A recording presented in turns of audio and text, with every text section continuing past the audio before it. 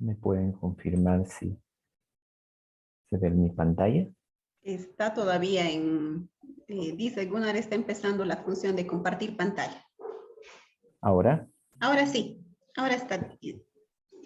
Muy bien. Bueno, hoy vamos a concluir con esta serie de revisiones de algunas puntualizaciones dentro de la terapia farmacológica del sistema digestivo, la parte gastrointestinal principalmente. Hemos hablado acerca de todo lo referente a la secreción gástrica. La secreción gástrica, que es importante poder tratar. Un tema que, bueno, es una patología que cada día seguramente se presenta en sus nosocomios, sean institucionales, sean particulares. Pero tenemos que tener o hacer un buen tratamiento como tal y hacer un seguimiento farmacoterapéutico. Muchos me preguntaban y me decían, ¿el farmacéutico puede medicar, puede recetar?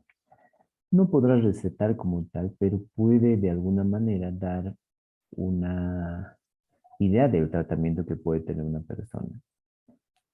Hoy por hoy es más complicado a veces que el paciente pueda acudir a un hospital, a un primer nivel, a un segundo nivel, tercer nivel. Por ejemplo, los pacientes que acuden aquí a la farmacia mencionan lo siguiente, ¿no? Yo trato de que utilicen sus servicios del Seguro Universal. Y lo primero que me dicen, no, ¿para qué voy a ir al hospital si me van a decir que tengo COVID? Y si tengo COVID, o me encierran o me dicen que no pueden hacer nada hasta que me cure y me despachan a mi casa. Ese fenómeno se ha dado bastante en Sucre. No sé si será lo mismo allá, pero han creado una cierta situación donde el paciente ya no cree en el hospital y trata de buscar alternativas. Lamentablemente, ahí salen algunas personas que tienen alguna finalidad lucrativa principalmente, donde hacen tratamientos con medicamentos caros, tratamientos inadecuados. Entonces, eso es lo lamentable en nuestra sociedad. Y muy bien, el COVID ha traído cosas de alguna manera, diremos, buenas, pero también en su gran mayoría ha traído cosas malas. Se ha escuchado, por ejemplo, la venta de medicamentos en hospitales o robo de medicamentos en hospitales y, bueno, tantas cosas que se han ido dando, seguramente por la situación de emergencia, ¿no? Y la parte económica a nivel de todo el país ha afectado bastante y, bueno, eso tiene sus repercusiones. Por otro lado, también se han visto en mucho conflicto en los puestos de salud, tanto el primer, segundo y tercer nivel, en cuanto a sus medicamentos, a la rotación de los medicamentos que vayan a realizarlo. Se están venciendo en muchos casos medicamentos y lamentablemente a quien echan la culpa es primero al farmacéutico, puesto que su función es evitar aquello, pero es difícil. Justamente si el médico no tiene una amplia variedad de herramientas terapéuticas, lo lamentable es eso, ¿no? Que no sepa utilizar otros medicamentos los cuales pueden ser utilizados. Yo les he presentado esquemas terapéuticos que pueden utilizar diferentes medicamentos, no solamente centrarnos en omeprazol, pantoprazol.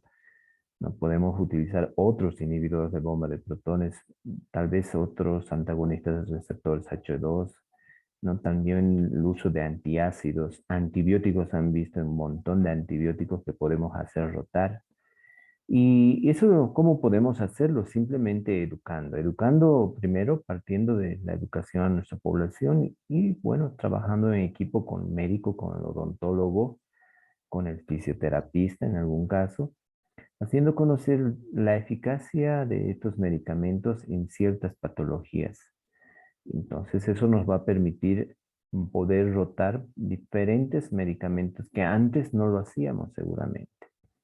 Entonces, yo justamente eso les invito nuevamente a que puedan seguir leyendo para que en algún momento ustedes sean realmente partícipes de forma activa en sus puestos de trabajo. Bueno, hoy vamos a ver dos entidades tan importantes. Uno lo referente a diarrea y otro a daño hepático por uso de fármacos. Comenzaremos con la parte de la diarrea. Para hablar de diarrea, o más correctamente definido como síndrome diarreico, ese es el término más exacto que deberíamos utilizar. Porque al final es un síndrome, porque tiene un conjunto de signos y síntomas que se deben a causa de algo. Pero hablar de diarrea, a veces al paciente le decimos, ¿ha tenido diarrea? Sí, he tenido una deposición líquida. No, eso no es diarrea. Momentáneamente no es diarrea, puede ser, como no. Lo mismo pasa en los niños. Mi niño está con diarrea. He cambiado el pañal y ha hecho completamente líquido. ¿Cuántas veces? Una sola vez.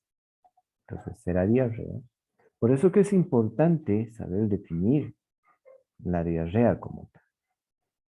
Y aquí presento algunas definiciones utilizadas por diferentes entidades como la Organización Mundial de la Salud, el Ministerio de Salud dentro de sus programas de atención hospitalaria, ¿no? Como es el IEPI, ¿no? Y otros.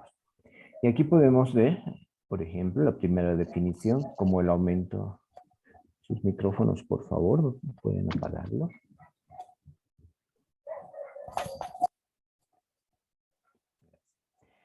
Ese aumento en el peso o volumen de las deposiciones, más de los 250 gramos al día.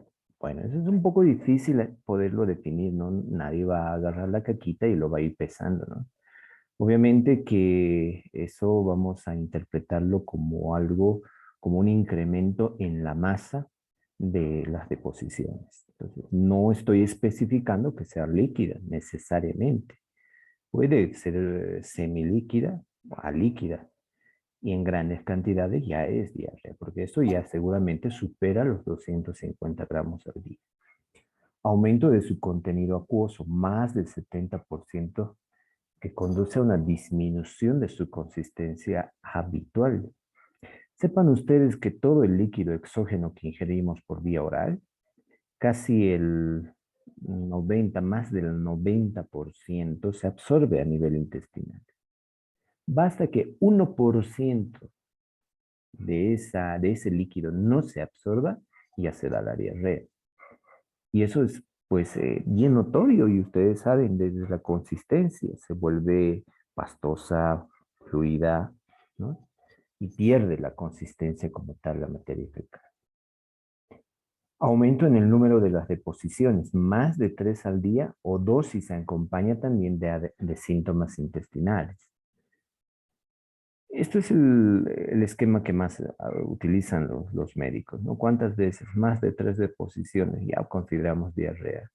Hay dolor estomacal, hay retortijones, borborismo, etcétera. Entonces también podemos asimilar que pueda deberse a una diarrea.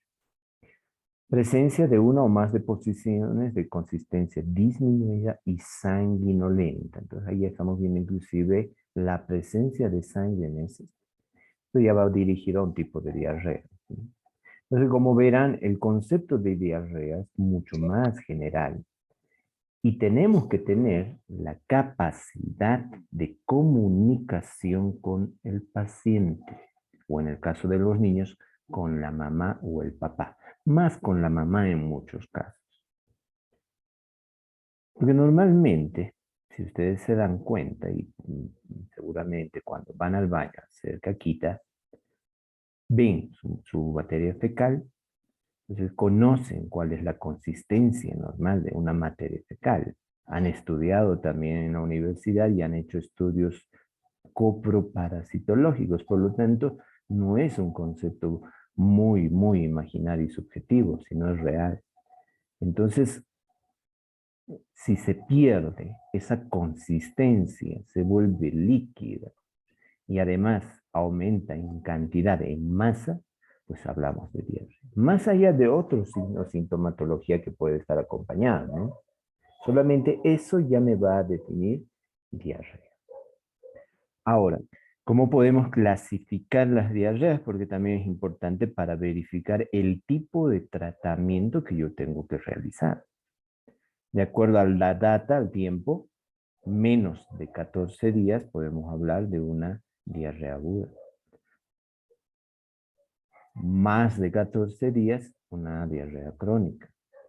Hay algún autor que menciona que más de 30 días es crónico y de 14 a 30 es una diarrea persistente. Recuerden el término de persistente. A veces se da. Hay diarreas persistentes que no son diarias, son interdiarias, pero están allí. ¿Y a qué se debe? Pues obviamente tiene una causa. Por ejemplo, pacientes inmunodeprimidos, pacientes que toman antibióticos por mucho tiempo. Ellos van a tener pues una data de diarrea pues que es bastante larga y eso se llama diarrea persistente. Este cuadro se los he colocado aquí y realmente les va a permitir a ustedes tener un diagnóstico cabal para un tratamiento cabal. Aquí podemos verificar los tipos de diarrea desde un punto de vista fisiopatológico. Ahí tenemos la diarrea osmótica, la diarrea secretoria, la diarrea exudativa y la diarrea motora. Vean ustedes que en todo este cuadro no existe una diarrea infecciosa, porque eso no es una clasificación fisiopatológica. La entidad de origen puede ser infecciosa, pero no el tipo de diarrea es infeccioso. Entonces, no hay que confundir conceptos. Una diarrea osmótica se debe a la presencia de sustancias en el lumen intestinal, pues que están generando una presión coloidosmótica a nivel del lumen intestinal. Es decir, de alguna manera, estas sustancias grandes están evitando que el agua pueda absorberse y están permitiendo que el agua se retenga en el lumen intestinal. Así, por ejemplo, la presencia de carbohidratos grandes, ¿no? O la diarrea inducida por uso de antiácidos, principalmente que tiene magnesio, laxantes también, pueden provocar este tipo de diarrea osmótica. En un examen de laboratorio, que también aquí nuevamente les digo, a veces no es simplemente decir, tiene diarrea, tome esto y se va a curar. Y por acertar, digamos, en ese caso, y el paciente se curó, y ustedes dicen, sí, lo que tenía es simplemente una diarrea transitoria. No, lo que siempre hay que hacer es, pues, tener a la mano un diagnóstico, tanto clínico por los antecedentes y un diagnóstico real y evidente que puede ser laboratorio. Ya hemos visto en tema de enfermedad ulcerosa péptica. Les he mencionado esos dos test tan importantes, la endoscopía y la prueba rápida de la ureasa. Entonces, tenemos que valernos aquello. Y como farmacéuticos, y nunca me voy a olvidar de una colega, de una docente de mi facultad, que decía, en otros países no existe el bioquímico, a veces ni existe un analista de laboratorio, es el químico farmacéutico, en realidad el farmacéutico dentro de sus divisiones, de sus funciones, tiene que realizar la interpretación del laboratorio. Entonces, fíjense, un trabajo más que nos han sumado. Y una conversación que tenía también con una colega suya, le decía cuál es la importancia de por lo menos conocer los fundamentos básicos de una lectura de un diagnóstico de gabinete. Imagínense que el paciente corre a su farmacia, por decirles, con una radiografía, imagínense en COVID, y le dice, me han sacado esta radiografía de los pulmones, indíqueme cómo estoy, y que nosotros le digamos, no, no sé leer, vaya con su médico, estamos perdiendo posiblemente un paciente.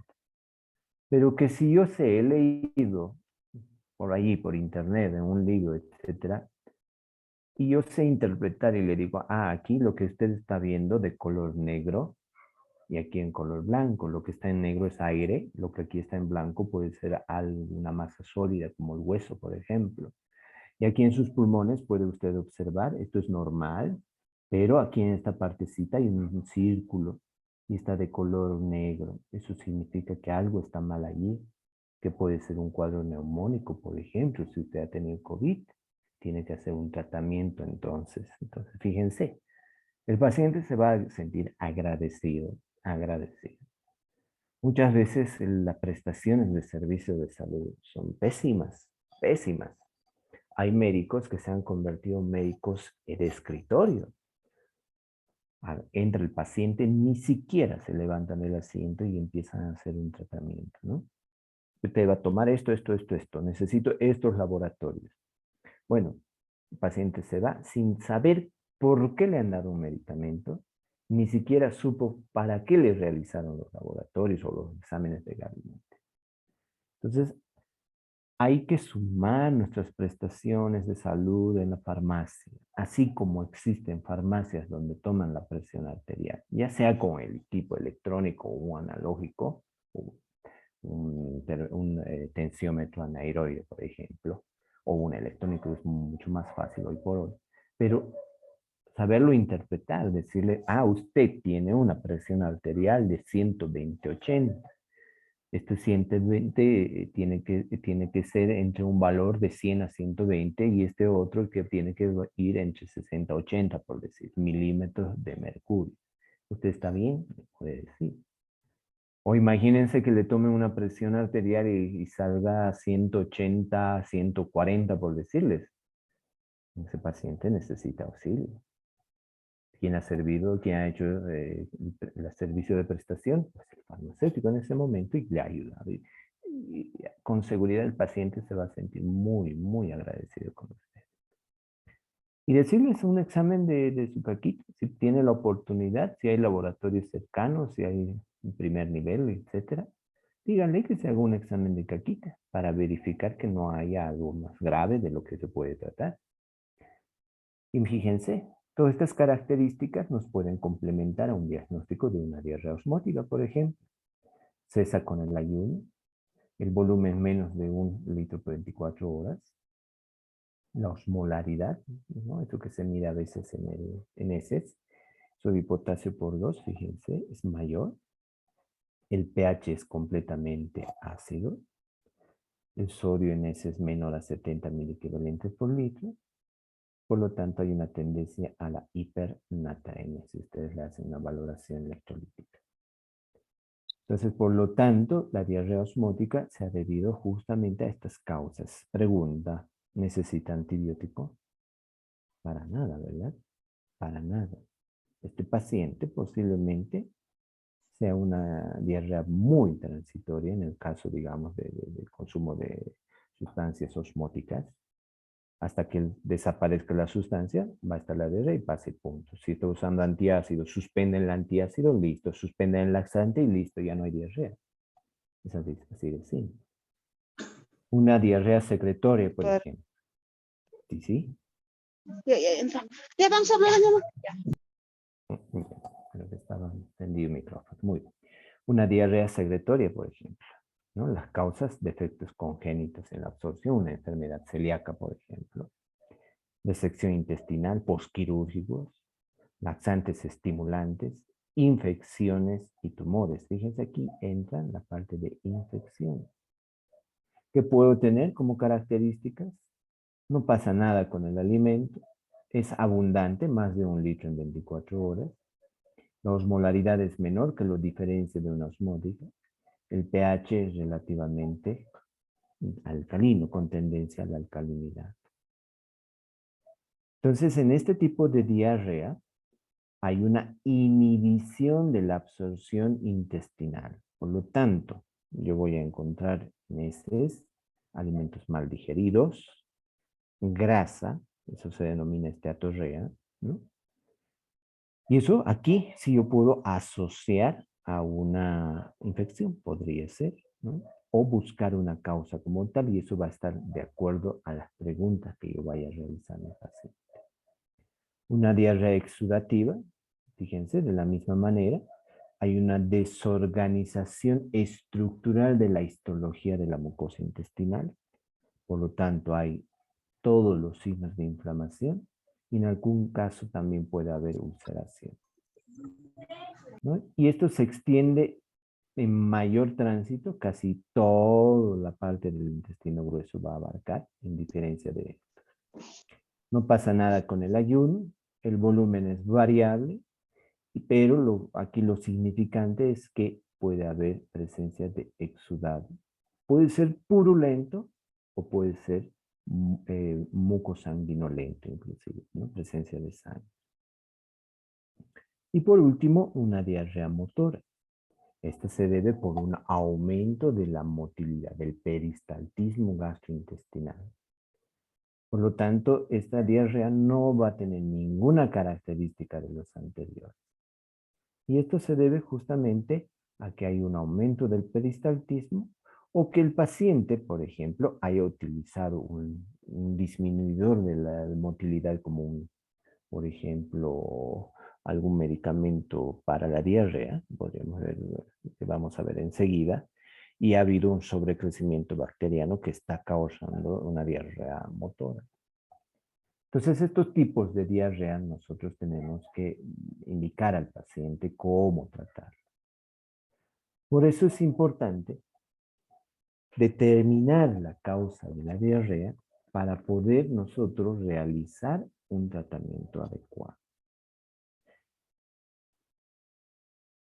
Dentro de la identificación de la diarrea, de la definición de la diarrea por parte del paciente, nosotros tenemos que ayudarle a eso, ¿no? El paciente solamente va a decir, tengo diarrea porque tengo mi materia fecal muy líquida, punto.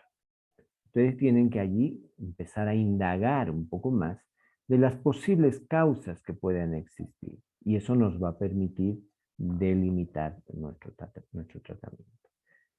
Ahora, el tratamiento que nosotros vamos a realizar en este tipo de pacientes es pues variable. Porque la diarrea puede ser tan simple, ¿no? Tan leve, o puede ser tan complicada, inclusive mortal en algún momento.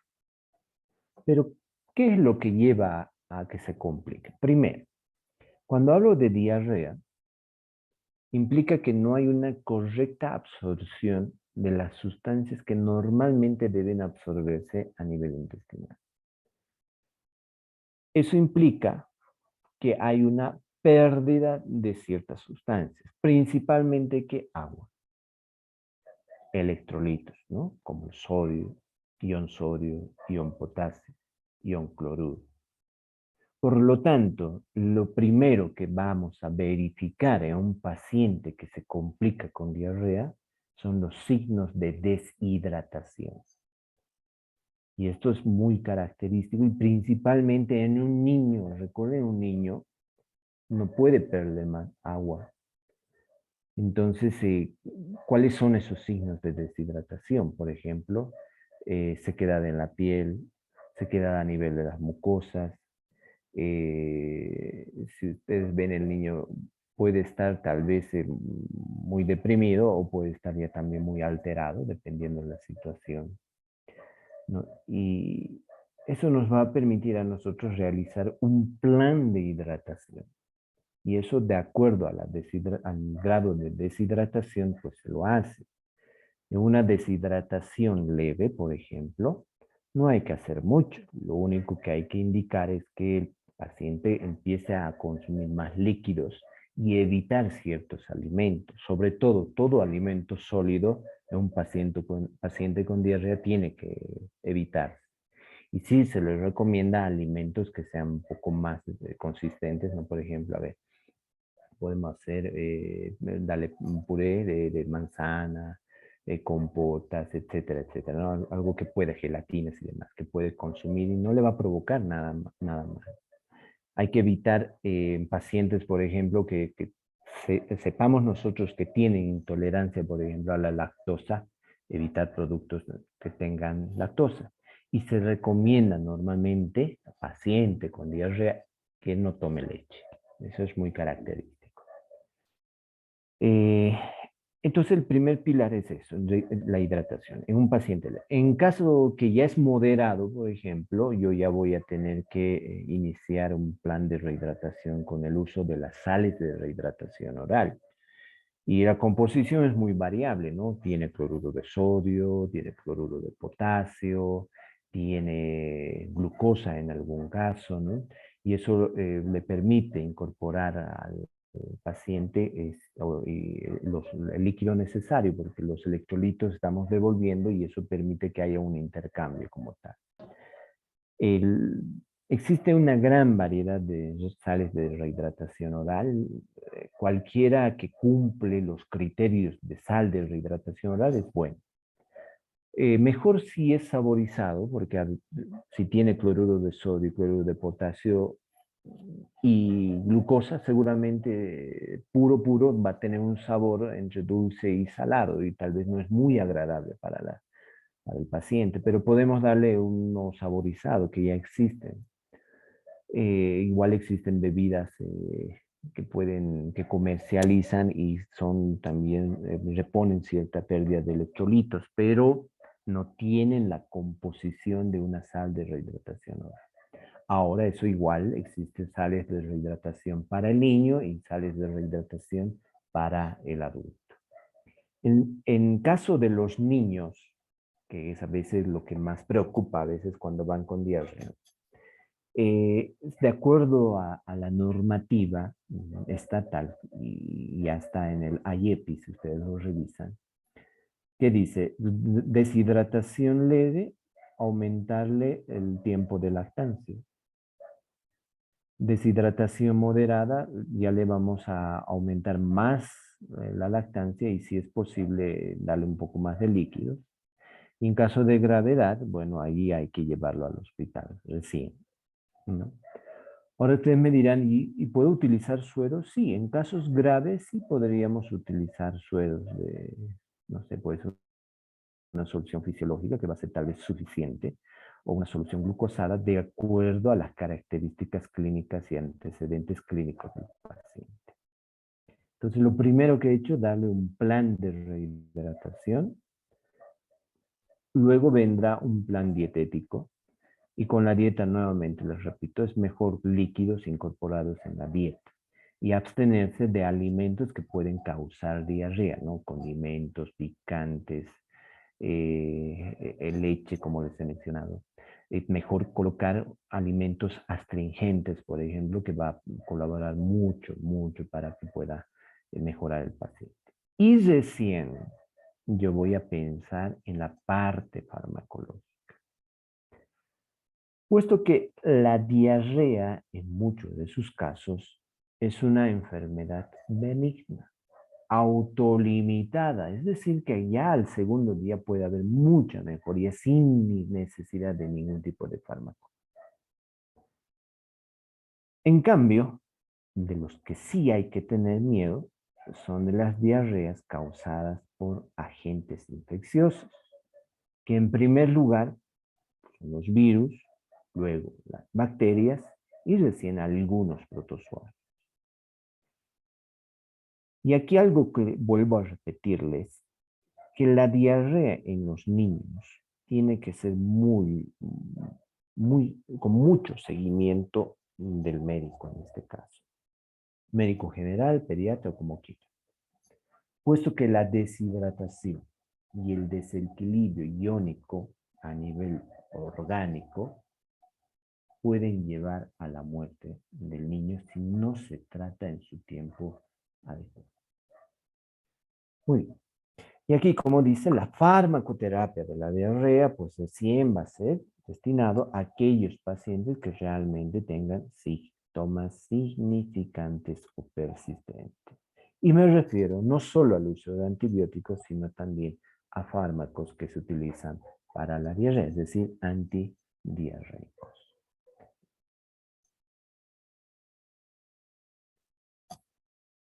El primer medicamento que es recomendable para la diarrea es justamente los antidiarreicos opiáceos, ¿no? Comenzamos hablando de la loperamida y del difenoxilato. La loperamida, como ustedes saben, es un opioide tipo meperidina que actúa a nivel de receptores opiáceos, y recordaremos que a nivel del tracto gastrointestinal y plexo meantérico existen receptores mu y receptores delta que actúan sobre la motilidad, sobre la secreción y sobre la absorción intestinal. Los mu son relacionados directamente con la motilidad, pero se ha visto que la loperamida puede actuar sobre estos dos receptores, por lo tanto puede actuar en esas tres actividades. Y es bueno, eso es buenísimo. Por eso que la loperamida es más recomendable en este tipo de pacientes diarreicos. ¿Cuál es el efecto que va a tener? El efecto es directo, evitar, ¿no? Esa motilidad que puede haber aumentada, sino la modifica en una motilidad más simple. No está deteniendo la motilidad intestinal, sino la está mejorando en una motilidad mejorada, única, brusca. Evita la secreción de sustancias, evita que se pierda más líquidos, más agua, más electrolitos, y evita la absorción, por ejemplo, de toxinas. Existen pues bacterias toxigénicas, ¿no? Ahí tenemos, por ejemplo, el Vibrio cólera, tenemos la Escherichia coli enterotoxigénica, por ejemplo, ¿no? Entonces va a evitar que se pueda absorber y se dé una toxemia general, y eso es lo que puede llevar a un malestar más del paciente y complicar el cuadro en un cuadro infeccioso generalizado.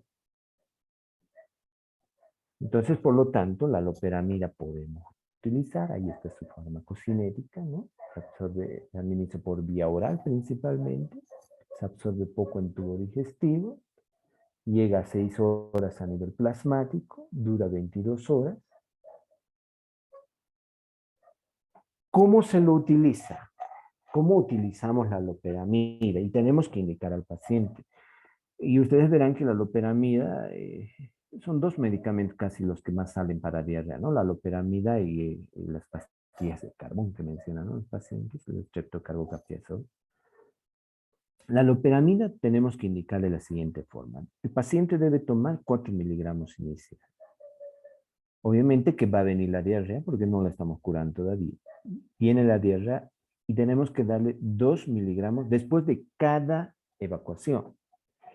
Considerando, escuchen bien, y ahí hay un error de número, que en el adulto no debe pasar los 16 miligramos, lo voy a corregir en este momento.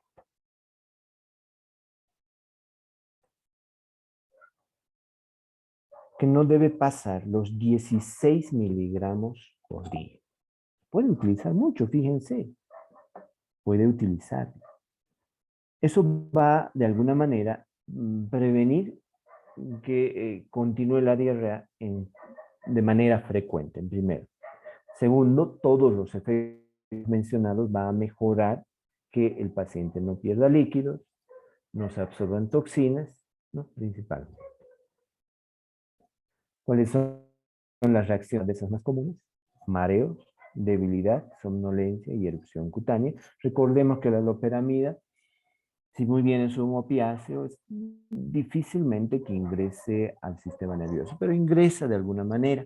Por eso que no es recomendable que ninguno de estos opiáceos, que el siguiente también es, no se los dé en niños menores de 2 años. Se pueden utilizar para arriba, puesto que puede provocar una depresión del sistema nervioso central. Ahí está el otro, el difenoxilato, otro opioide tipo piperidina, igual, actúa igual en los receptores opiáceos.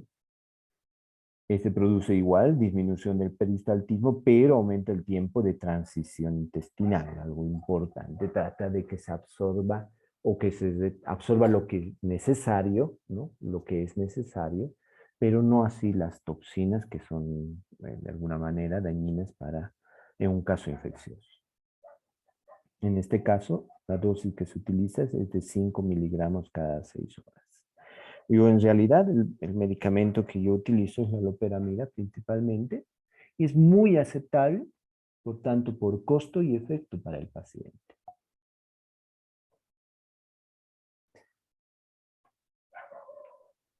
También se pueden utilizar derivados del carbón, caolín, hemicelulosa, ¿no? Que ustedes conocerán como pastillas de carbón o carbón activado, ¿no?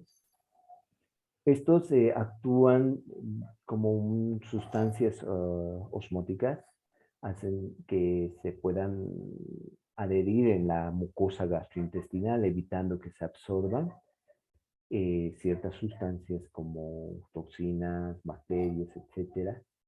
Empieza estas partículas a absorber con D, de dedo, absorber las sustancias a estas partículas y evitando pues que se siga perdiendo más líquidos, ¿no?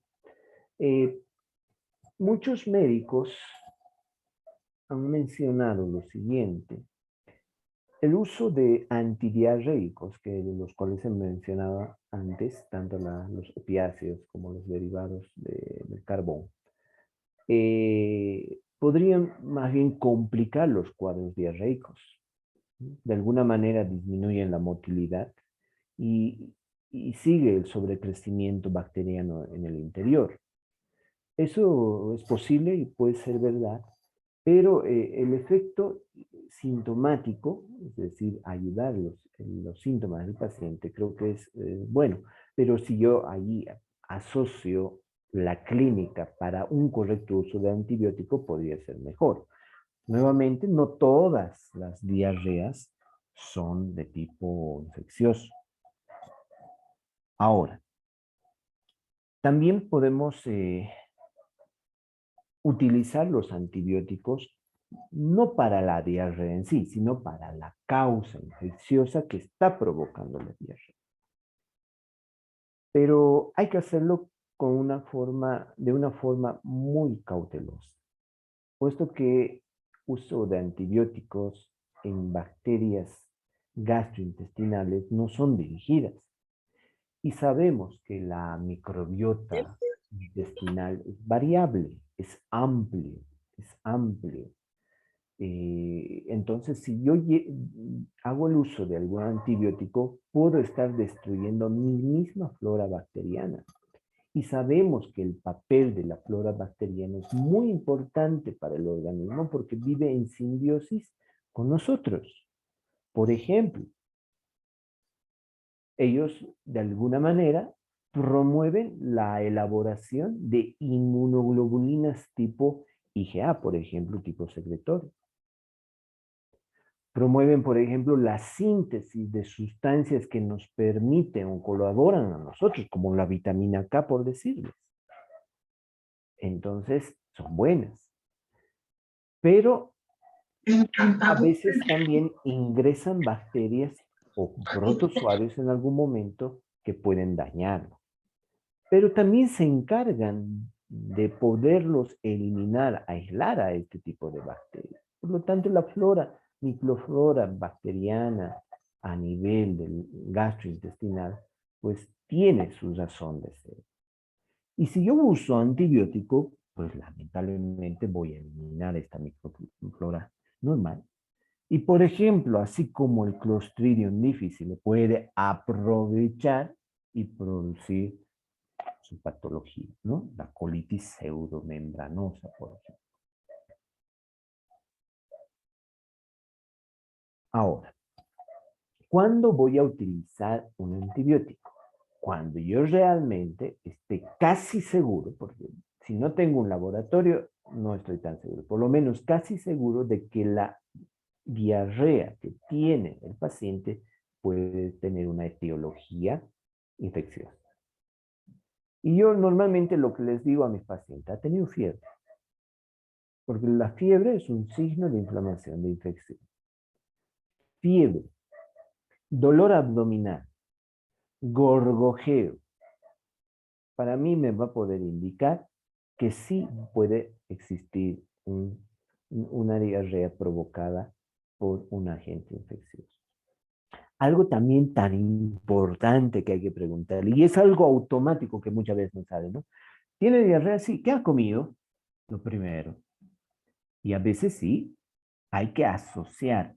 Si la diarrea viene de la mano de un alimento de dudosa procedencia, podríamos asociar también.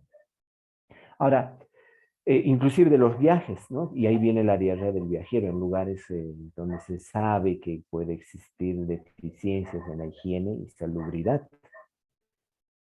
¿Y cuál es el tratamiento que puedo utilizar? Y aquí les he colocado varios tratamientos, ¿no? Como tenemos al uso de quinolonas, como la ciprofloxacina, norfloxacina y levofloxacina, que es recomendable en pacientes adultos. Yo recomiendo esto, puesto que es fácil para el paciente. Tiene que tomar por 3 días simplemente, 2 comprimidos por 3 días. Eso en el caso de adultos, no se da en niños por su efecto adverso de las quinolonas, sobre todo sobre estos a nivel de los tendones y músculos, ¿no? La acitromicina también puede ser utilizado, pero la acitromicina es más de amplio espectro y puede ser más dañino inclusive. Sé que su uso es más simple también, una vez por día por 3 días. Inclusive la terapéutica actual, la medicina basada en la evidencia, nos dice que hagamos una dosis de carga, es decir, 2 veces el primer día y el siguiente un comprimido de 500. O podemos usar el cotrimoxazol, Ford, ¿no? Aquí, fíjense, pero el tiempo es mayor. ¿Y por qué digo del tiempo? Porque la mayoría de las diarreas es autolimitada. Entonces, si yo empiezo, imagínense a tomar el día de hoy mi cotrimoxazol, sigo con diarrea, hago mi segunda toma, sigo pero con menos diarrea, y mañana tomo y ya no tengo diarrea, yo como paciente digo, ya estoy curado y no me tomo porque es un perjuicio, porque tengo que estar atento a la hora, o tengo que despertar en la madrugada, o tengo que tomar a medianoche, etcétera, etcétera. Entonces hay mayor facilidad de un fracaso terapéutico. Por lo tanto, las infecciones bacterianas gastrointestinales tienen gran facilidad de producir resistencia bacteriana. Entonces, ¿para qué vamos a elaborar bacterias que tengan más resistencia? Difícil, ¿no? Entonces, aquí nosotros hay que intervenir y pues realmente verificar si realmente necesita o no el uso de un antibiótico. En niños, por ejemplo, es más recomendable la citromicina. Ahí está, en dosis de 10 miligramos kilo peso, dosis diaria. Fíjense, nada más. Eso. Hablemos nuevamente de la microflora normal, microbiota normal a nivel gastrointestinal. Nuevamente, su razón de ser es importante. Hay inmunoglobulinas tipo IgA, tipo secretorio, que pueden actuar en su momento determinado. Aparte, ellos ya están viviendo allí, no quieren ningún vecino, alguien extraño aparece, pues lo van a botar, lo van a eliminar, por diferentes mecanismos lo van a hacer.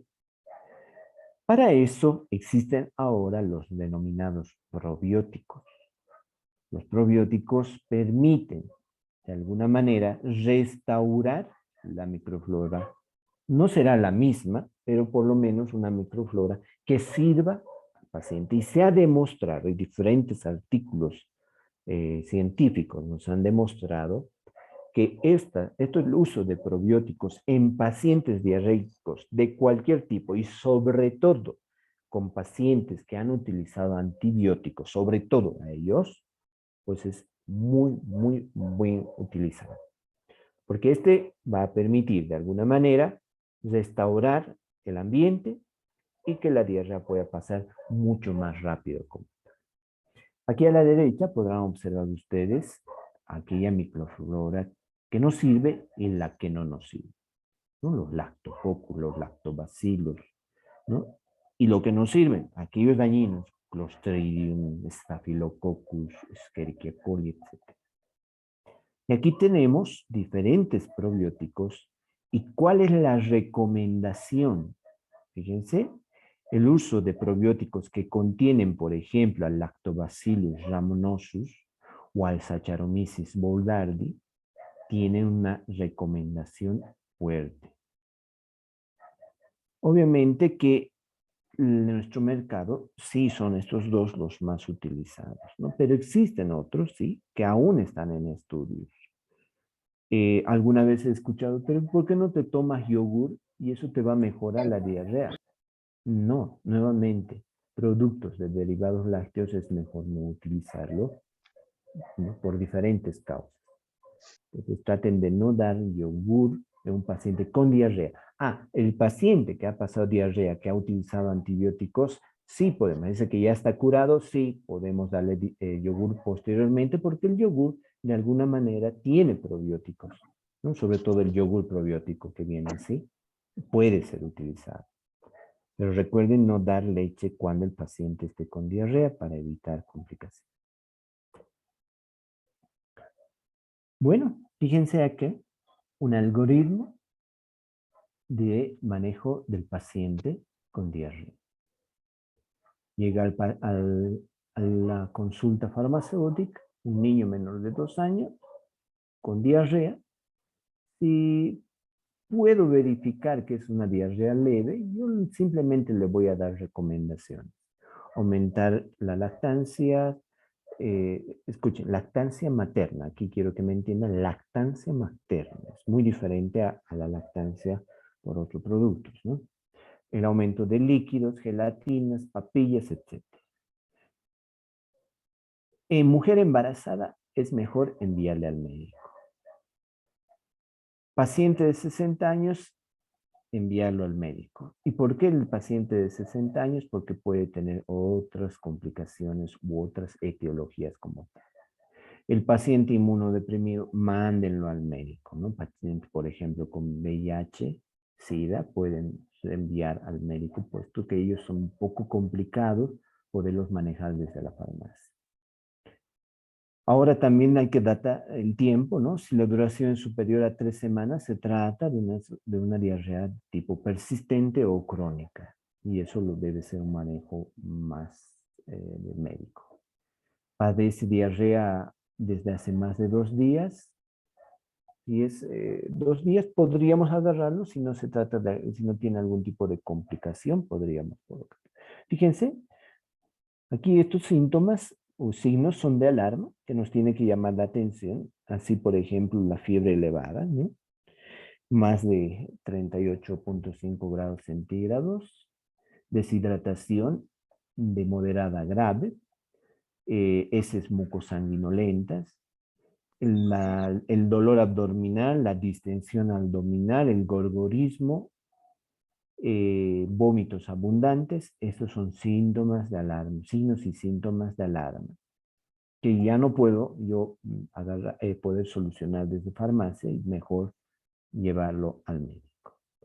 Si padece alguna enfermedad crónica, también puede haber una alteración anatómica, puede haber una alteración patológica desde el punto de vista de cáncer, por ejemplo, que también es muy común. Toma algún medicamento que puede causar la diarrea, podemos identificar y valorar riesgo-beneficio para que continúe o no con el tratamiento. Y si ha viajado recientemente, podría tratarse de una diarrea del viajero, así denominado, y poder realizar el tratamiento. No habría problema con ese paciente. Muy bien. Ese es el cuadro de la diarrea que nosotros podemos manejarlo.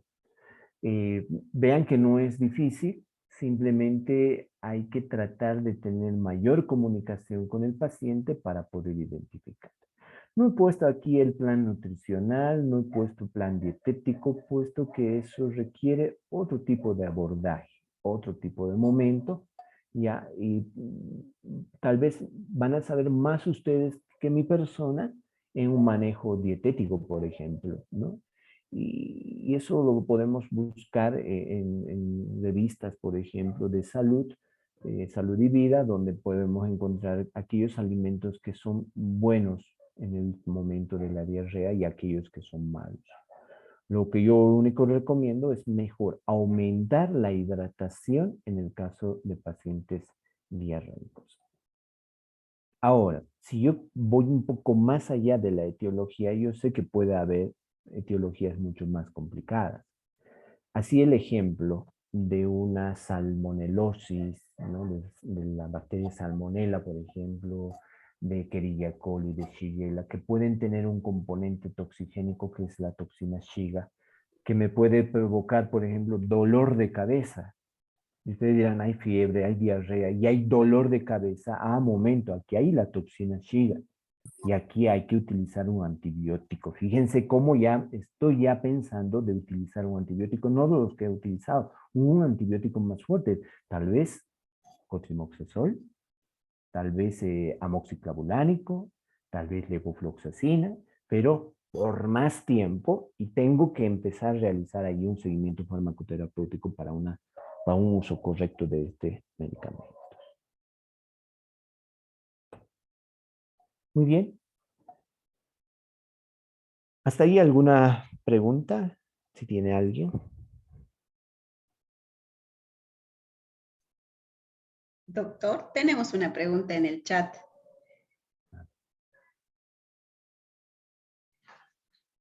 Indica, doctor, buenas noches. ¿Qué opinión tiene sobre la nitazoxamida? Me imagino que sobre el tema de la diarrea.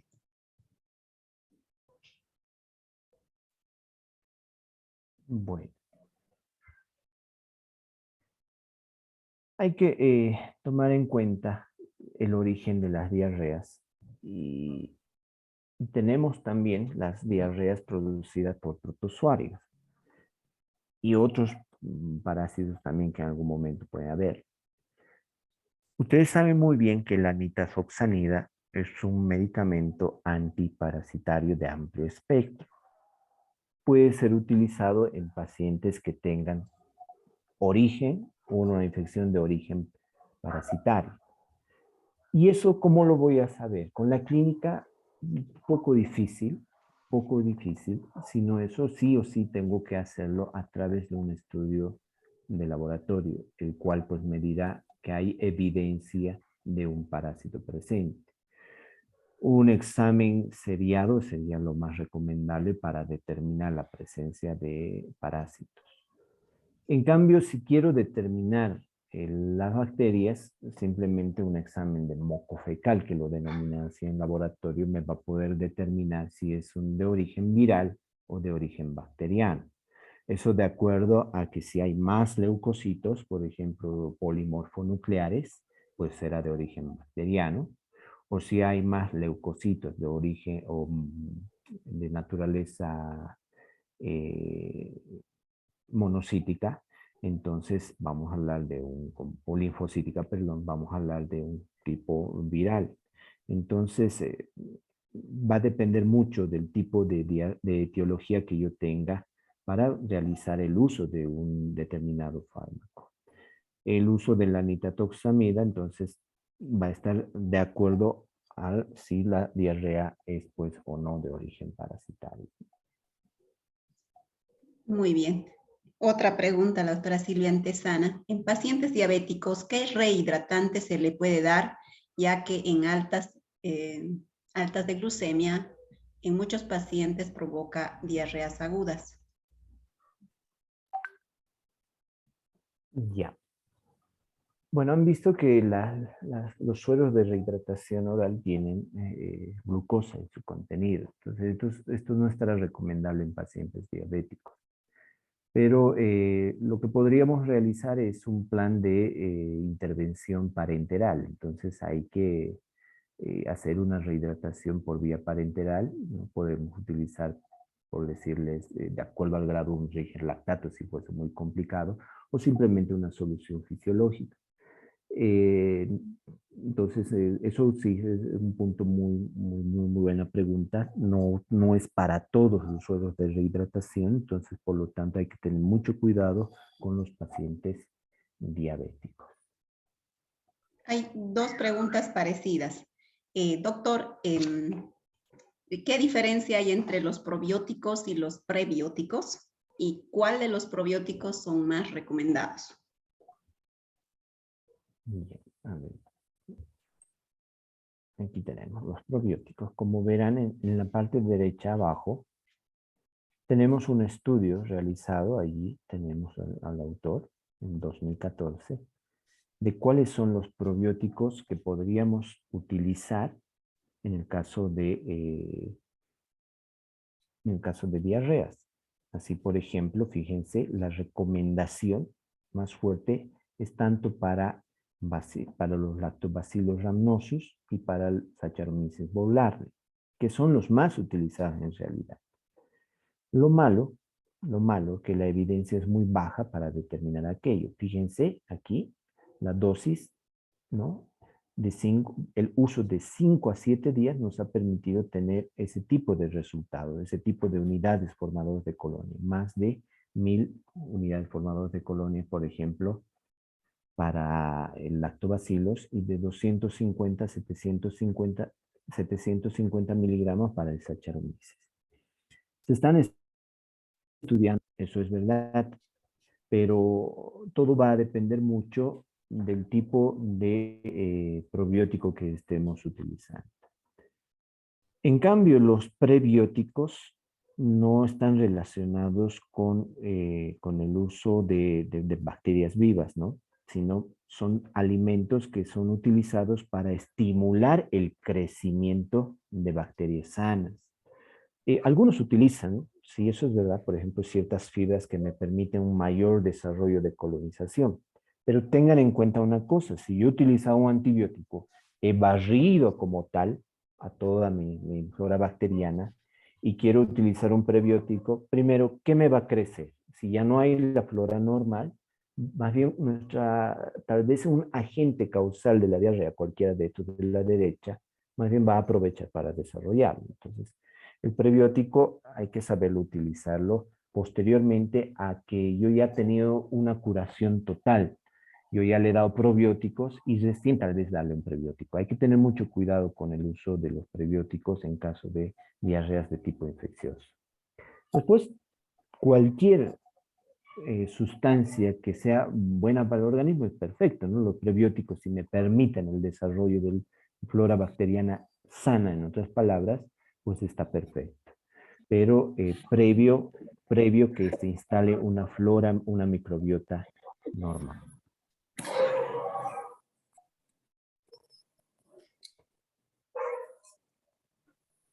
¿Alguna otra pregunta? No. A ver, ¿dónde está el chat? No vamos a dar nombres comerciales. Por la misma, doctor, la verdad que yo pienso que las colegas quieren tal vez un poquito más de nombres comerciales, pero en el caso del Saccharomyces rhamnosus está el multiflora, ¿no? Que tiene otras 6 cepas más, y también estaría el Vagovital diges. Y en el caso del Saccharomyces boulardii estaría todo lo que son el de INTI, por ejemplo, ¿no? El Florestor, estaría el Bioflora, ¿no? Exacto. Por ejemplo, seguramente ustedes han debido escuchar de la enterogermina, por ejemplo, ¿no? Que también es interesante su presentación, fácil de tomar, ¿no? Sí. Ahí utiliza el Bacillus clausi, por ejemplo, Una espora, ¿no? Que es otro, ¿no? Entonces, existe una variedad de agentes probióticos. El recomendado es aquel que ustedes vean que ha dado un buen resultado. La literatura nos dice que todos los probióticos de alguna manera permiten mejorar en tiempo y respuesta a la diarrea. Y no solo la diarrea, también para otras infecciones de tipo de mucosas. ¿A qué me refiero? Por ejemplo, infecciones vaginales, infecciones del tracto urinario, infecciones del tracto respiratorio. Y ustedes dirán, pero ¿cómo puede llegar? Estimula la secreción de inmunoglobulinas tipo IgA. Entonces, si yo tengo IgA muy ricas en todo mi organismo, pues perfecto. Si yo tengo IgAs que han reconocido a Escherichia coli a nivel gastrointestinal, yo puedo tener también IgA del mismo que ha reconocido Escherichia coli, tal vez a nivel del tracto urinario, y de esa manera disminuir infecciones urinarias. Entonces, Los probióticos, para mí, si me dan una idea, si yo estoy muy de acuerdo en utilizar probióticos, ¿no? Para diferentes tipos de enfermedades de tipo infeccioso principalmente. Muy bien. Continuamos entonces. Una consultita más, doctor. ¿Existen reacciones indeseables por el exceso de probióticos? Preguntan. ¿Se puede mejorar la inmunidad con el uso, aunque no se curse diarrea? No se ha demostrado hasta ahora que tengan efectos indeseables, a no ser que realmente se trate de pacientes muy inmunodeprimidos que tengan ese tipo de malestar, ¿no? Porque en pacientes inmunodeprimidos, ustedes saben muy bien que la presencia de cualquier agente extraño puede causar una enfermedad y complicarse. Entonces, tal vez en ellos, ¿no? Pero después no tenemos complicaciones a tal grado como tal. Gracias, doctor. Muy bien. Bueno, entremos a esta última parte de la charla y hablemos de algunas hepatopatías en realidad, ¿no? Veamos con este caso clínico. Paciente varón de 74 años de edad, acude a urgencias por presentar fiebre e ictericia. La ictericia es la coloración del pigmento amarillo a nivel de las mucosas, sobre todo a nivel conjuntival, donde podemos evidenciar que realmente hay una coloración amarilla. Antecedentes: alergia a aminoglucósidos, tetraciclinas y contrastes yodados. El paciente tiene además dislipidemia en tratamiento con atorvastatina, hiperuricemia sin tratamiento, exfumador y bebedor esporádico de cerveza. Hace 3 días se realizó una exodoncia de una muela y se inició tratamiento con amoxicilina y clavulánico.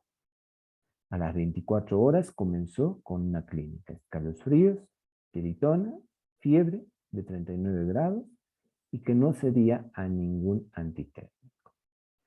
Verificando su presión arterial es de 90-50 milímetros de mercurio, subictericia conjuntival y leve exudado en la zona de la extracción de la muela. Médico insta a que se realice un hemograma donde no se evidencia ningún tipo de alteración, todo dentro de lo normal, una función renal conservada, pero en el perfil hepático sí existe algunas alteraciones, sobre todo a nivel de las enzimas hepáticas. Por ejemplo, la aspartato transaminasa, el 382 elevado, la alanina transaminasa igual, 571 elevado, gamma GT elevado, fosfatasa alcalina muy elevado, lactato deshidrogenasa 546 igual elevado. Y vean que las bilirrubinas también están elevadas. Hay que considerar, y les hago el recuerdo a ustedes, que cuando la bilirrubina sube arriba de 2 miligramos por decilitro, en alguna literatura dice 2.5 miligramos por decilitro, recién yo voy a ver ictericia, ¿no? Una ictericia. Después es una ictericia subclínica, no visible, cuando está por debajo de 1 a 2, ¿no? Porque lo normal es de 1 miligramo decilitro. Entonces, estamos viendo aquí que la bilirrubina total está elevada, ¿no? Y sus fracciones igual. Fíjense que la orina está muy coloreada, hay urobilinógeno y bilirrubina presente. Se realiza hemocultivos, todos han dado negativos. Se realiza una ecografía abdominal, donde se evidencia una hepatopatía difusa sin otras alteraciones. Entonces ya podemos ver hasta este momento que el paciente tiene un daño hepático. A veces, cuando vemos daño hepático, lo que hay que pensar también es la presencia de infecciones o buscar indicadores que pueden llevar a un cáncer, por ejemplo, ¿no? Vemos aquí que los virus de hepatitis A y C dan negativos, hepatitis B igual, Epstein-Barr igual, positivos, fíjense. pero compatibles con una infección pasada, entonces no es la causa. El cobre y ceruplasmina son normales, ferrocinética normal, el proteinograma, fíjense que el proteinograma no pico monoclonal. No hay, entonces, inmunoglobulinas normales, no hay ese pico que podemos observar, ¿no? Alfa-antitripsina igual normal, hormonas tiroideas normales, y fíjense que los marcadores tumorales son normales, ¿no? Aquí podemos ver algunos marcadores, ELK normal, ANA positivo, moteado 1 en 40, anti-LKM negativo. Se realiza una resonancia magnética abdominal y una colangio-resonancia magnética. Del hígado se observa compatible con depósito férrico, resto normal. La tomografía computarizada, normal. Entonces, hay daño hepático. Por lo tanto, el médico, con toda esta...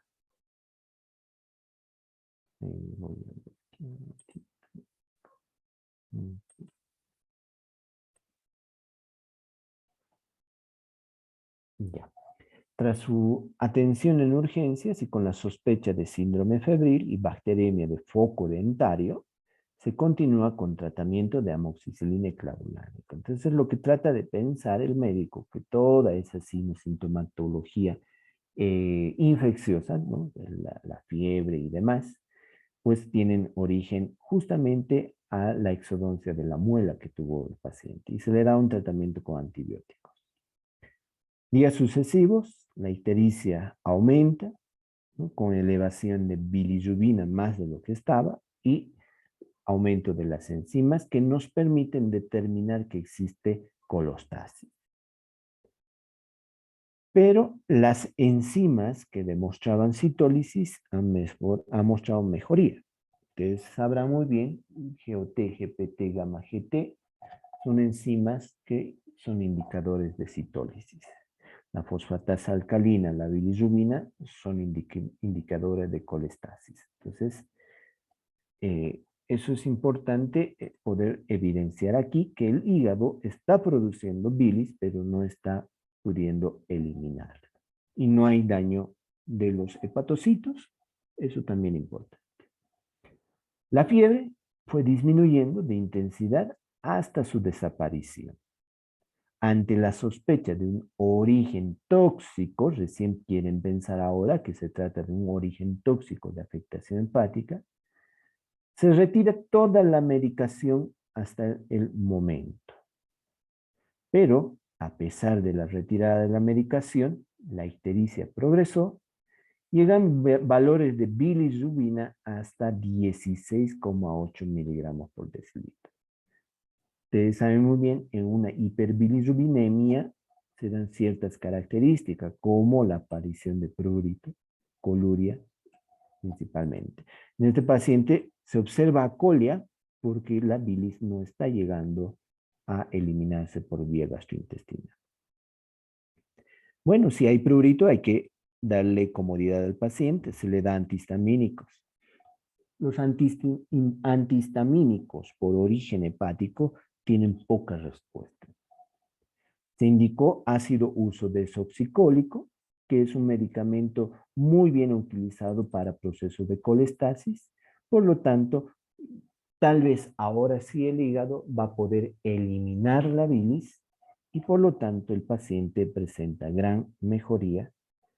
Hay disminución de la coluria, el prurito y por supuesto que la bilirrubina va a empezar a normalizarse, porque ya se está eliminando la bilis y no se está reteniendo.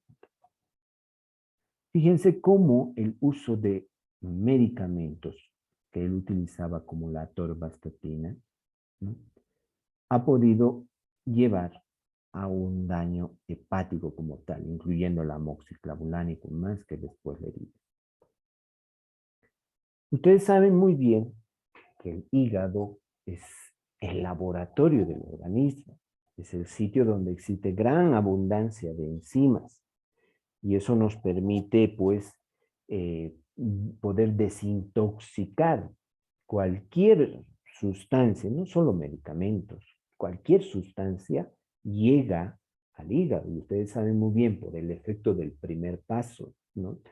Los alimentos, las sustancias desconocidas, etcétera, llegan por vía oral y llegan a absorberse a nivel del intestino, por vía sanguínea llega al hígado, que es el primer punto de llegada de estas sustancias. Lo mismo pasa cuando ingresan por otra vía, también llegan a pasar al hígado, porque allí existen diferentes mecanismos de desintoxicación de estas sustancias, que pueden ser varias, no ser necesariamente nocivas en muchos casos, pero cuando hablamos de medicamentos, muchos de los medicamentos tienen ese efecto del primer paso que llamamos normalmente, ¿no? En la farmacocinética, y se activan algunos, otros no, otros requieren una modificación para poder ser eliminados, etc.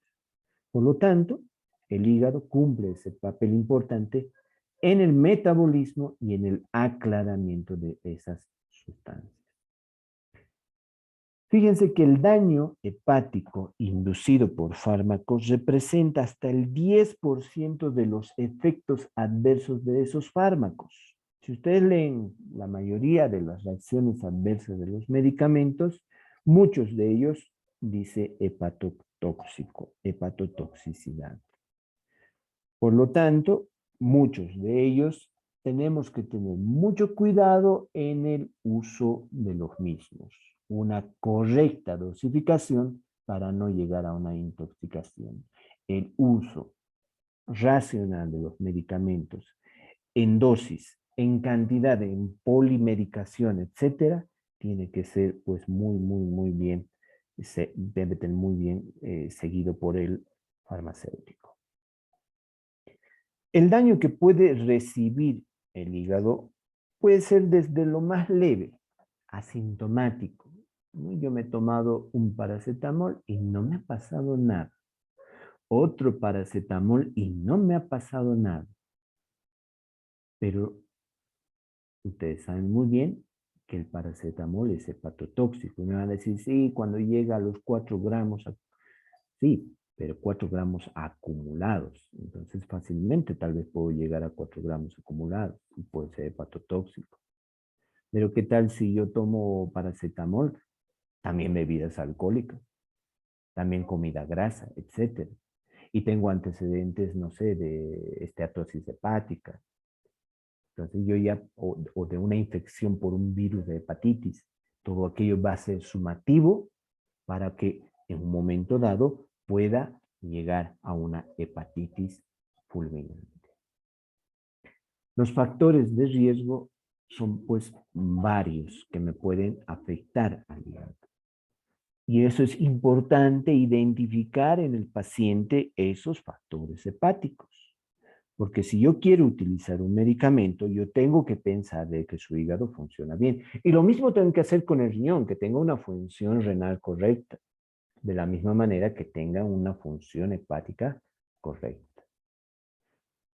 Si el paciente tiene antecedentes, por ejemplo, de cirrosis, de esteatosis hepática, de infecciones por virus de la hepatitis A, B, C, D, etcétera, que usa drogas, que consume bebidas alcohólicas o utiliza, fíjense, diferentes medicamentos como estos, como la rifampicina, piracinamida, en los pacientes con tuberculosis, fenobarbital, fenitoína, fenilfenidato, antibióticos como el ácido clavulánico, o son pacientes que ayunan por mucho tiempo, que tienen desnutrición, tienen la obesidad muy relacionada con la hipertrigliceridemia asociada a la obesidad, se asocia también con la esteatosis hepática grado 1, grado 2, grado 3, ¿no? La edad más de 60 años, o que sean niños porque tienen un hígado inmaduro, las mujeres más que los hombres en realidad, ¿no? Pero a veces eso cambia de acuerdo a la situación, a la sociedad. Ya está cambiando mucho el término de antecedentes, que sea mujer o sea varón, tiene mayor predisposición a ciertas enfermedades. Hay que actualizar nuestras estadísticas epidemiológicas, ¿no? El uso del aumento de la toxicidad, es decir, si se va acumulando estos medicamentos en el organismo, también van a producir algún tipo de toxicidad que puede llegar a una hepatitis o a una insuficiencia hepática de tipo fulminante. Y es así como interactúa. El medicamento ingresa, llega al hígado, se tiene que metabolizar. Sabemos que existe dentro de sus componentes al citocromo P450, uno de los más principales. Y nuevamente les invito a que nos introduzcamos en la farmacogenómica y podamos realizar diferentes identificaciones de alteraciones de los citocromos P450 principalmente de nuestra población, verificar si están funcionando bien, si hay mutaciones genéticas en ciertos de citocromos P450, etcétera, etcétera. Y eso lo hacemos con biología molecular. Les repito, tienen ya laboratorios de biología molecular, tienen en este caso un termociclador tal vez, lo pueden utilizar, no se requiere mucha ciencia. Inclusive hay departamentos donde ya tienen hasta secuenciadores, así que es una maravilla.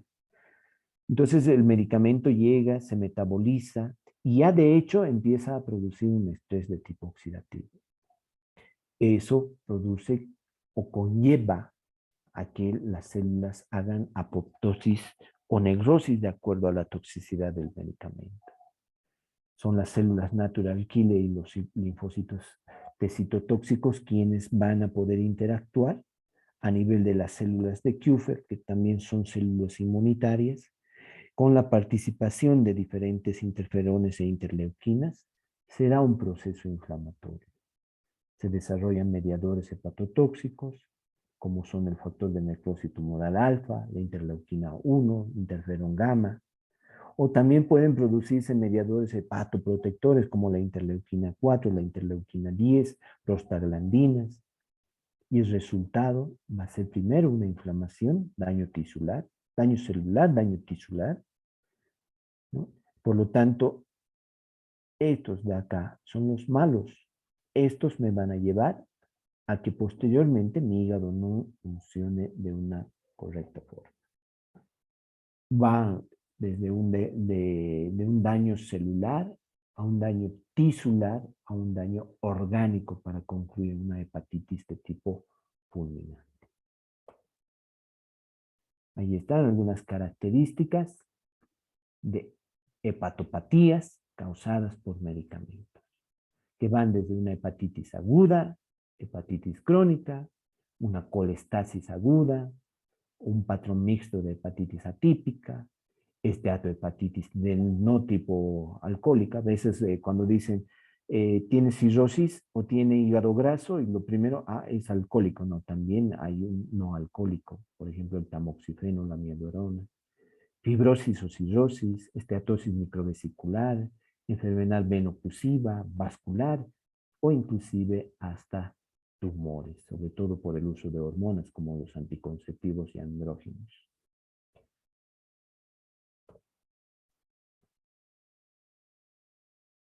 Bueno, aquí tenemos otro caso clínico, ¿no? Depende del tipo de fármaco. A ver, vamos a ver aquí.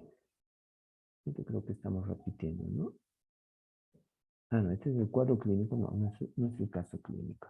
Sino cómo se da una hepatitis, una hepatopatía, perdón, variable, como les decía, asintomático, inicialmente asintomático, o posteriormente ya puede demostrar ciertas alteraciones orgánicas.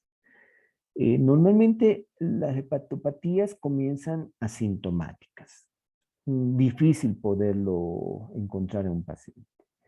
Pero ya posteriormente, cuando se va acumulando estas sustancias tóxicas o se va frecuentando, entonces recién vamos a llegar a tener diferentes alteraciones. Así, ¿no? Puede haber dos lados, la hiporexia o la anorexia. Más común es la anorexia, pérdida del apetito, náuseas, vómitos, dolor a nivel del hipocondrio derecho.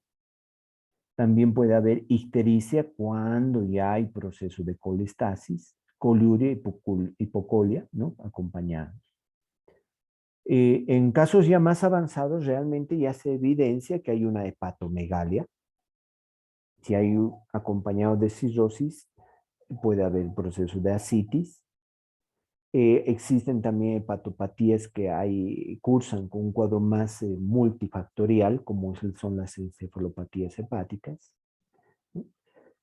Y todo esto va a depender mucho de los antecedentes del paciente para llegar a una insuficiencia hepática fulminante y verificar si puede haber complicaciones o un pronóstico de esa entidad. Normalmente, ya cuando se llega a una insuficiencia hepática fulminante, lo que se recomienda es trasplante de hígado, no queda de otra.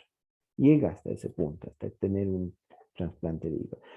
Fíjense, si nosotros detectamos a tiempo, no vamos a llegar a ese punto tan difícil. El diagnóstico laboratorial y de gabinete. Laboratorial tenemos la medición o el dosaje de diferentes enzimas hepáticas que me van a permitir verificar daño a nivel celular, daño a nivel canalicular. Así tenemos, por ejemplo, daño a nivel celular, ¿no? Ahí tenemos las transaminasas, la GOTGPT o la ALT o hasta alanina transaminasa o aspartato transaminasa. También tenemos canaliculares como la bilirrubina, medición de bilirrubina, la fosfatasa alcalina. Y sobre todo también podemos allí, con una simple ecografía, también verificar el tamaño, verificar si existe algún borramiento o la presencia de estatosis hepática, cirrosis hepática, etc. Una resonancia, una tomografía también me va a permitir. El tratamiento, por supuesto que aquí juega el papel importante el farmacéutico, el que está haciendo el seguimiento farmacoterapéutico, la persona idónea que va a decir o valorar el riesgo-beneficio. Si es más riesgo, pues quitamos los medicamentos, identificamos cuáles están haciendo daños y los podemos quitar. Y si no, bueno, dependiendo al grado de avance de la hepatopatía, pues tendremos que dar un soporte. Por ejemplo, si hay medicamentos que toman, por ejemplo, que son hepatotóxicos y los toman en grandes cantidades, iremos a un lavado gástrico. Si no, veremos los signos clínicos como están, oxigenación en ningún caso. Por ejemplo, el acetaminofén, paracetamol, como les he mencionado, la literatura dice 4, otros dicen 4 o 5 gramos de acumulación. Acumulación, recuerden eso, no que se tomen una sola dosis. Puede ser acumulable también para que llegue a una hepatopatía. En otros casos ya es más complicado, requiere un tratamiento, un soporte más integral, sobre todo ya en hospitales. En proceso de colestasis, como han visto en el caso clínico, el ácido ursodesoxicólico es muy bueno para poder abrir las canalículas biliares y se elimine la bilis. Algo que el otro día mi alumno me decía, la bilis se produce en la vesícula. No, la bilis se produce en el hígado. La vesícula no es más que un lugar de almacenamiento. El uso de antioxidantes también es importante. Hay varios antioxidantes que lo podemos ingerir en los alimentos inclusive, ¿no? Sobre todo vitamina C, que es muy bueno. El omega 3, el omega 6, el omega 9, que son muy buenos antioxidantes. Y sobre todo, recomendar suspender los medicamentos, que sería lo más propio, ¿no? Pero dependerá mucho del riesgo-beneficio en algunos casos. Y en últimos casos, pues lamentablemente, es el trasplante de... Muy bien. Con eso vamos a concluir las presentaciones de esta semana. Muy bien, doctor. No sé si podemos habilitar para preguntas. Si alguna colega quisiera consultar, preguntar algo, estamos para escucharlas, colegas.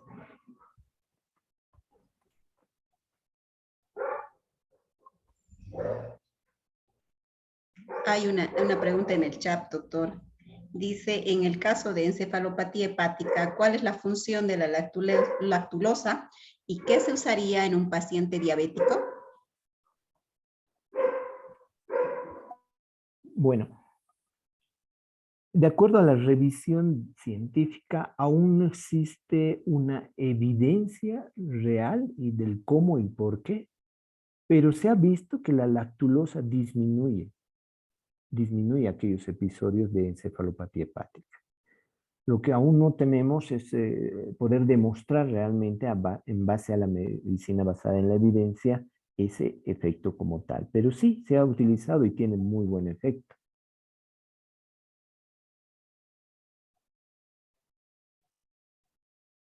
Bueno, colegas, no sé si alguien más tiene alguna consulta para que podamos pedirle al doctor.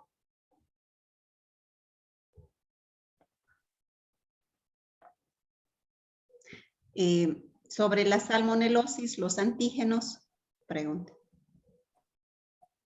Lamentablemente ya la famosa reacción de Vidal está quedando en la prehistoria, si diríamos, ¿no?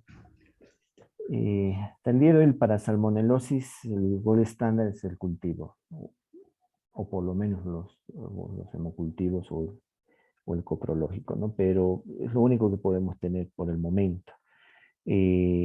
Aquí en Sucre, en un laboratorio privado, ya se está empezando a incursionar la biología molecular para el diagnóstico de salmonelosis mediante PCR. Entonces, eso es importante poder realizar el diagnóstico efectivo. Ya los antígenos, ¿no? Para hacer detección de salmonelosis para tifia B, HO, son los más clásicos, pero poco a poco ya se ha ido en desuso, ¿no? No por la técnica misma, sino por la significación como tal. Pero la clínica es evidente, eso nos va a llevar mucho a poder identificarlo y a realizar el tratamiento adecuado.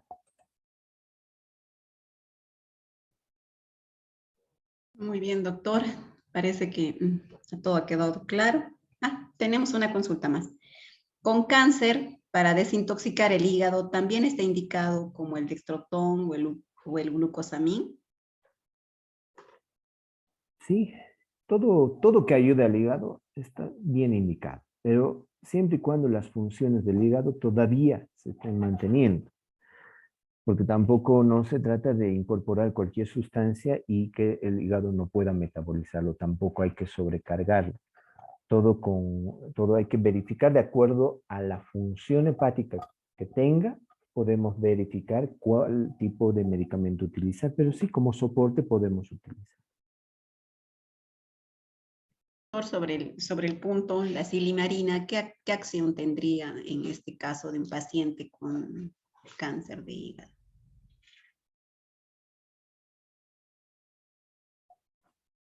Con cáncer ya es hablar un poco más con cuidado, porque con cáncer estaríamos viendo que ya hay un componente avanzado en cuanto al daño hepático como tal, ¿no? Todo depende nuevamente, les repito, de la función hepática que tiene todavía ese hígado. Lo mejor es dar un soporte de menor sobrecarga para el hígado. Entonces, evitar sustancias tóxicas y todo aquello va a ser mejor para un hígado que ya no esté funcionando de la manera correcta. Bien. Una alternativa para el hígado graso. El hígado graso en su estadio leve es suficiente la dieta. Suficiente la dieta.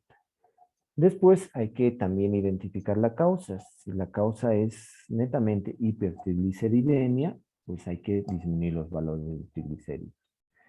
Y retirar todos los factores asociados, principalmente el consumo de alcohol, que en la mayoría de los casos de esteatosis hepática se asocia, ¿no? Al alcohol. Después, identificar nuevamente la causa que esté llevando a aquello. Y hablar de hipertrigliceridemias es hablar de varias cosas. Dieta, factores genéticos, etc.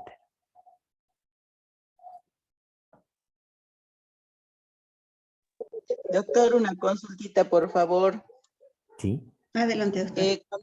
Cuando una persona se vuelve totalmente amarilla, ¿Y hay qué posibilidad hay de que se recupere o es que ya indica que el daño hepático es grave? Bueno, eso indica un daño hepático grave, sí. Las ictericias, por suerte, son reversibles, porque se elimina la bilirrubina y volvemos nomás a la coloración. Pero que sea generalizado todo el cuerpo nos estaría indicando altos valores de bilirrubina. Y eso puede tener sus consecuencias principalmente a nivel del sistema nervioso central. Entonces, eso hay que tener un poco de cuidado de poder resolver lo más antes posible. Sobre todo en los niños, ¿no? Muy bien, doctor. Volviendo al anterior tema, independientemente de la diarrea, un tratamiento con probióticos puede mejorar la respuesta inmunitaria del paciente. En parte. En parte, los probióticos van a ayudar a mejorar la respuesta inmunitaria. Si muy bien están presentes, hay una interacción con el organismo, se van a elaborar ciertas respuestas de memoria y sobre todo la elaboración de la inmunoglobulina tipo IgA, pero que sea mejor, digamos, la respuesta no lo va a ser tanto. No comparemos a una vacuna que sí tiene una respuesta más específica, que ya tiene anticuerpos formados anti esa vacuna, entonces eso es muy diferente. Los probióticos no tienen tanto esa naturaleza como las vacunas, que sí sería una mejor respuesta, pero sí, ayudan, colaboran bastante, sobre todo cuando se trata de infecciones en tipo mucosa. Para eso sí sería adecuado. Muy bien. Hay una consulta también de la doctora Pinto. Buenas noches, doctor. Una consulta. El uso de fibra natural, ¿cuánto tiempo es recomendable tomar? Fibra natural, en caso de estreñimiento, seguramente me está preguntando. Se trata de educar a la persona. Si la persona consume fibra y mantiene su materia fecal bastante consistente para poder eliminarlo, pues que continúe. Es importante no limitar en tiempo, ya no limitar en tiempo, pero se recomienda que la persona ya tenga una facilidad de evacuación y tratar de realizar un intento de retiro de tal.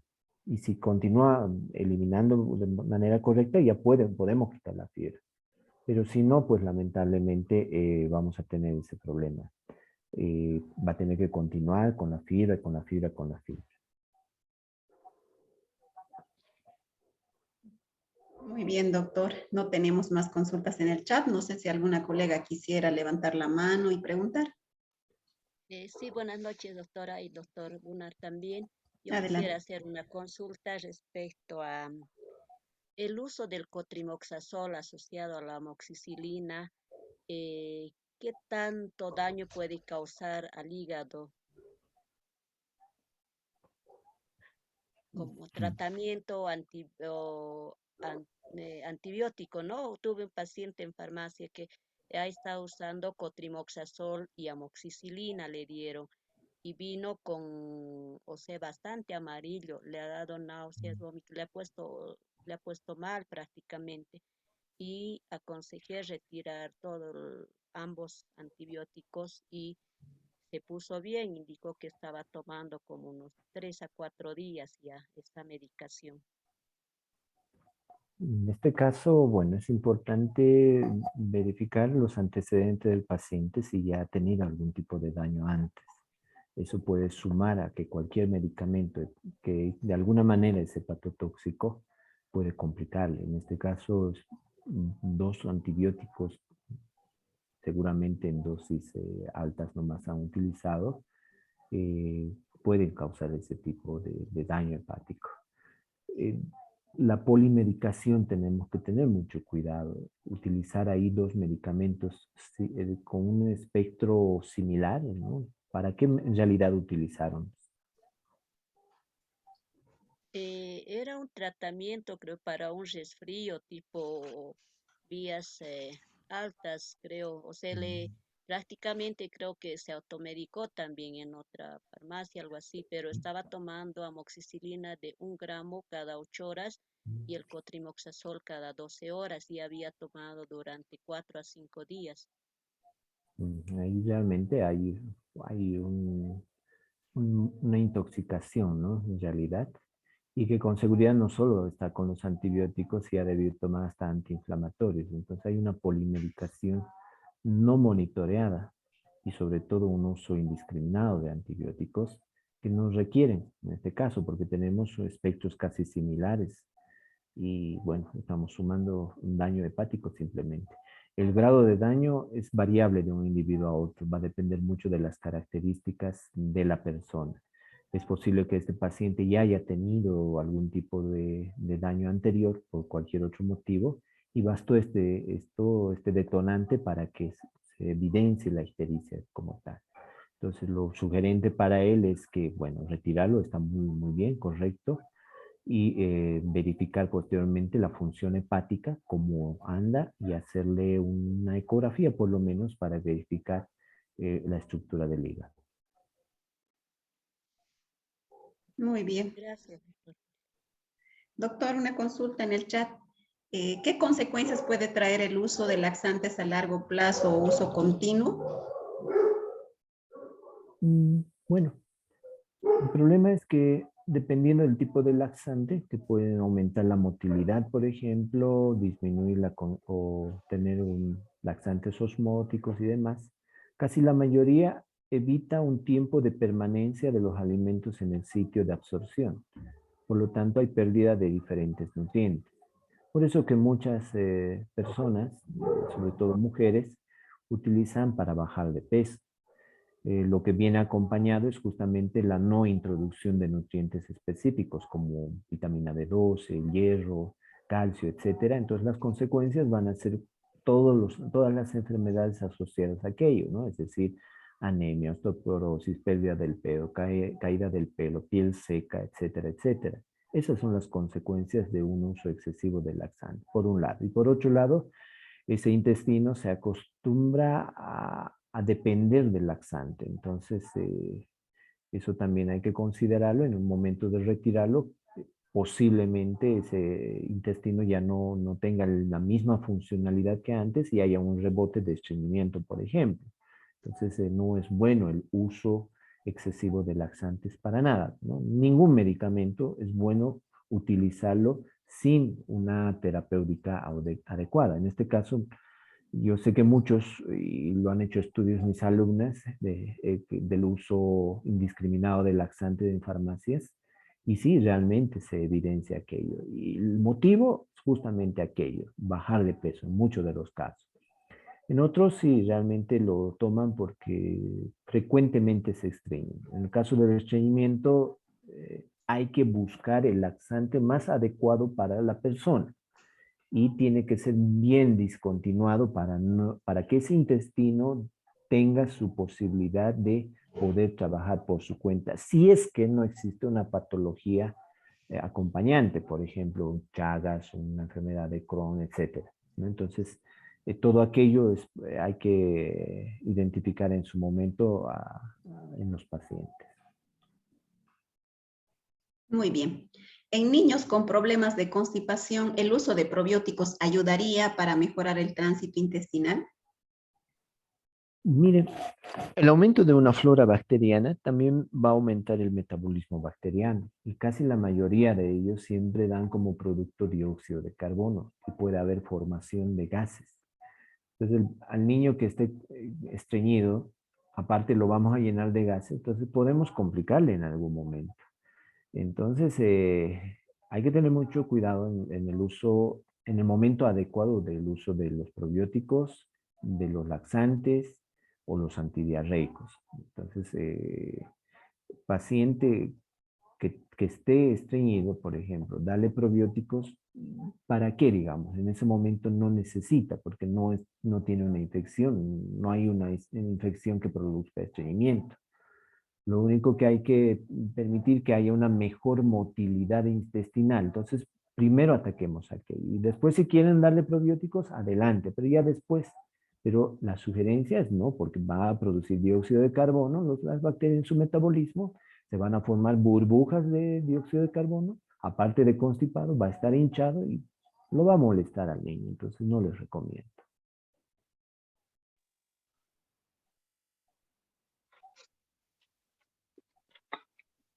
Muy bien, doctor. Yo creo que con eso finalizamos. No tenemos más preguntas en el chat. Nos complace Ahora, haber estado con disculpe, yo usted. quisiera hacer una consulta.